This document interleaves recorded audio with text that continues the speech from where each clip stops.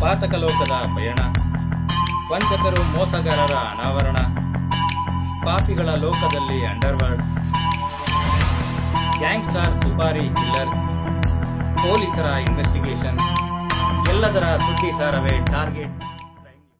ಜೀವನ ಪೂರ್ತಿ ಕಷ್ಟ ಸುಖಗಳಲ್ಲಿ ಜೊತೆಯಾಗಿರುತ್ತೇನೆ ಎಂದು ಪ್ರೀತಿಸಿ ಮದುವೆಯಾದ ಸುರಸುಂದರಾಂಗಿ ಹೆಂಡತಿಯ ಶೀಲದ ಮೇಲೆ ಶಂಕೆ ವ್ಯಕ್ತಪಡಿಸಿದ ಆಕೆಯ ಗಂಡನೇ ಭೀಕರವಾಗಿ ಚಿತ್ರಹಿಂಸೆ ಕೊಟ್ಟು ಕೊಲೆ ಮಾಡಿರುವ ಘಟನೆ ಬೆಂಗಳೂರಿನ ಕೆಂಗೇರಿಯಲ್ಲಿ ನಡೆದಿದೆ. ಕೊಲೆಯಾದ ಯುವತಿ ಕನ್ನಡ ಚಿತ್ರರಂಗದಲ್ಲಿ ಕೆಲಸ ಮಾಡುತ್ತಿದ್ದಳು. ಬೆಂಗಳೂರಿನ ಕೆಂಗೇರಿಯ ವಿಶ್ವೇಶ್ವರಯ್ಯ ಲೇಔಟ್ನಲ್ಲಿ ಕಟ್ಟಿಕೊಂಡ ಗಂಡನೇ ತನ್ನ ಹೆಂಡತಿಯನ್ನು ಮಹಿಳೆಯ ಭೀಕರ ಹತ್ಯೆ ಮಾಡಿರುವ ದುರ್ಘಟನೆ ನಡೆದಿದೆ.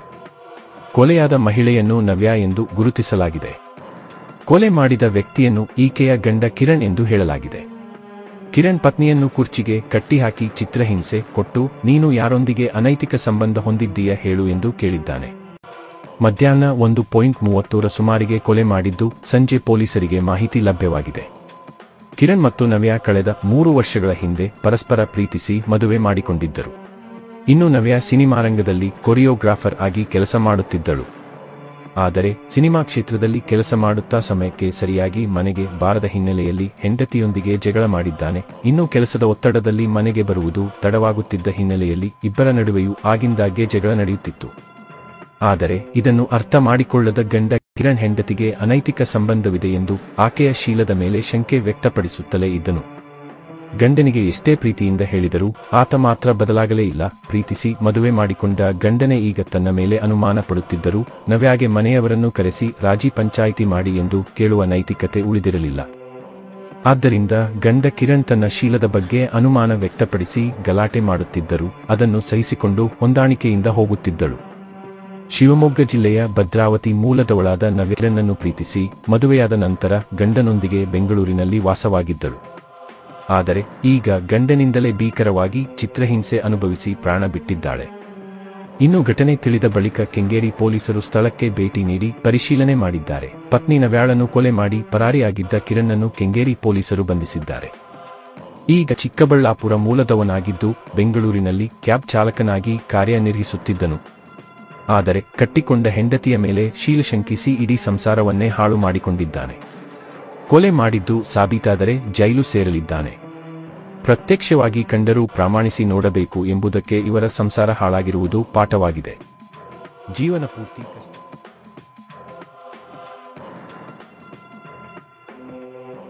ಸಿಲಿಕಾನ್ ಸಿಟಿಯಲ್ಲಿ ಒಂದಾದ ಮೇಲೊಂದು ಅತ್ಯಾಚಾರ, ಲೈಂಗಿಕ ಕಿರುಕುಳ ಪ್ರಕರಣಗಳು ಬೆಳಕಿಗೆ ಬರ್ತಿವೆ. ಮಗನ ಮುಂದೆಯೇ ತಾಯಿಯ ಮೇಲೆ ಅತ್ಯಾಚಾರವೆಸಗಿರುವ ಪ್ರಕರಣ ಇದೀಗ ವರದಿಯಾಗಿದೆ. ರೌಡಿ ಶೀಟರ್ ಗ್ಯಾಂಗ್ನಿಂದ ಪೈಶಾಚಿಕ ಈ ಕೃತ್ಯ ನಡೆದಿದ್ದು ಒಬ್ಬರಾದ ಮೇಲೆ ಒಬ್ಬರಂತೆ ಮಹಿಳೆ ಮೇಲೆ ಕಾಮುಕರು ಎರಗಿ ಚಿತ್ರಹಿಂಸೆ ನೀಡಿ ಅಟ್ಟಹಾಸ ಮೆರೆದಿದ್ದಾರೆ ಎನ್ನಲಾಗುತ್ತಿದೆ. 40 ವರ್ಷದ ತಾಯಿ ಮೇಲೆ ತನ್ನ ಕಣ್ಣ ಮುಂದೆಯೇ ಅತ್ಯಾಚಾರವಾದರೂ ಸಹ 20 ವರ್ಷದ ಮಗ ನಿಸ್ಸಹಾಯಕನಾಗಿದ್ದಾನೆ. ಇನ್ನು ದುರಂತವೆಂದರೆ ಮಹಿಳೆ ಮೇಲಿನ ಅತ್ಯಾಚಾರಕ್ಕೆ ಇಬ್ಬರು ಮಹಿಳೆಯರು ಸಾಥ್ ಕೊಟ್ಟಿದ್ದು ತಮ್ಮ ಕಣ್ಣ ಮುಂದೆ ಘಟನೆ ನಡೆಯುತ್ತಿದ್ದರೂ ಪಾಪಿಗಳು ಸುಮ್ಮನೆ ನಿಂತಿದ್ದರಂತೆ. ಇನ್ನು ಪ್ರಕರಣದಲ್ಲಿ ತೀವ್ರ ಅಸ್ವಸ್ಥಗೊಂಡಿರುವ ಸಂತ್ರಸ್ತೆಗೆ ವಿಕ್ಟೋರಿಯಾ ಆಸ್ಪತ್ರೆಯಲ್ಲಿ ಚಿಕಿತ್ಸೆ ನೀಡಲಾಗುತ್ತಿದೆ. ಪ್ರಕರಣ ಸಂಬಂಧ ರೌಡಿ ಶೀಟರ್ಗಳಾದ ಜೋಸೆಫ್, ಶ್ರೀನಿವಾಸ್ ಪಾಗಲ್, ಸೀನಾ ಎಂಬುವವರ ಜೊತೆ ಸೌಮ್ಯ, ಪ್ರತಾಪ್, ಜತಿನ್, ವಿಘ್ನೇಶ್, ಸೈಯದ್, ಶಹಬುದ್ದೀನ್, ಸ್ವಾತಿ, ಮಾದೇಶ ಎಂಬುವವರನ್ನು ಪೊಲೀಸರು ಬಂಧಿಸಿದ್ದಾರೆ. ಘಟನೆ ಸಂಬಂಧ ಚಂದ್ರಲೇಔಟ್ ಪೊಲೀಸ್ ಠಾಣೆಯಲ್ಲಿ ಪ್ರಕರಣ ದಾಖಲಾಗಿದೆ. ಸಂತ್ರಸ್ತೆ ಹಾಗೂ ಆಕೆಯ ಮಗ ಮತ್ತಿಬ್ಬರು ಸ್ನೇಹಿತರು ಚಂದ್ರಲೇಔಟ್ ಪೊಲೀಸ್ ಠಾಣಾ ವ್ಯಾಪ್ತಿಯಲ್ಲಿ ವಾಸವಿದ್ದರು. ಇದೇ ಏರಿಯಾದ ರೌಡಿ ಶೀಟರ್ಗಳಾದ ಜೋಸೆಫ್ ಹಾಗೂ ಶ್ರೀನಿವಾಸ್ ಪಗಾಲ್ ಸೀನಾನಿಗೆ ಸಂತ್ರಸ್ತೆ ಹಾಗೂ ಮತ್ತಾಕೆಯ ಮಗನ ಪರಿಚಯವಿತ್ತು. ಸಂತ್ರಸ್ತೆಯ ಮಗನ ಸ್ನೇಹಿತರು ಸಹ ಆಕೆಯ ಮಗನ ಜೊತೆ ಆತ್ಮೀಯರಾಗಿದ್ದರು. ಇನ್ನು ಮೊಬೈಲ್ ಮತ್ತು ಚಿನ್ನದ ಸರ ಕಳ್ಳತನ ಪ್ರಕರಣದಲ್ಲಿ ಸಂತ್ರಸ್ತೆ ಹಾಗೂ ಆಕೆಯ ಮಗ ಭಾಗಿಯಾಗಿದ್ದಾಗಿ ಈ ಪ್ರಕರಣದ ರೌಡಿ ಪಟಾಲಂಗೆ ಗೊತ್ತಾಗಿತ್ತು.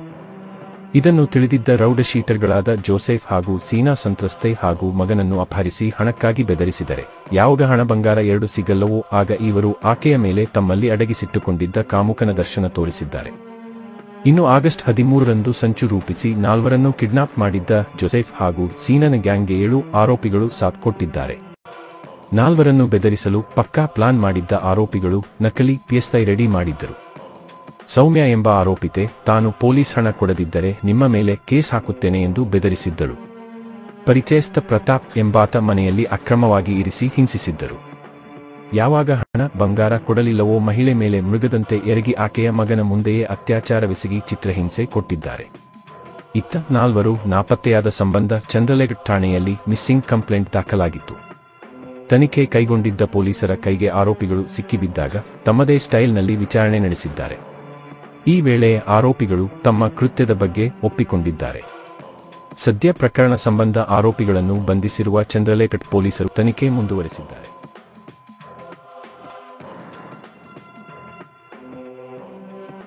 ಜೆಡಿಎಸ್ ಅಲ್ಪಸಂಖ್ಯಾತರ ಘಟಕದ ರಾಜ್ಯ ಕಾರ್ಯಾಧ್ಯಕ್ಷೆ ಎಂದು ಹೇಳಿಕೊಂಡು ಹಲವರನ್ನು ಮದುವೆಯಾಗಿ ವಂಚಿಸಿದ ಪ್ರಕರಣ ಬಳ್ಳಾರಿಯಲ್ಲಿ ನಡೆದಿದೆ.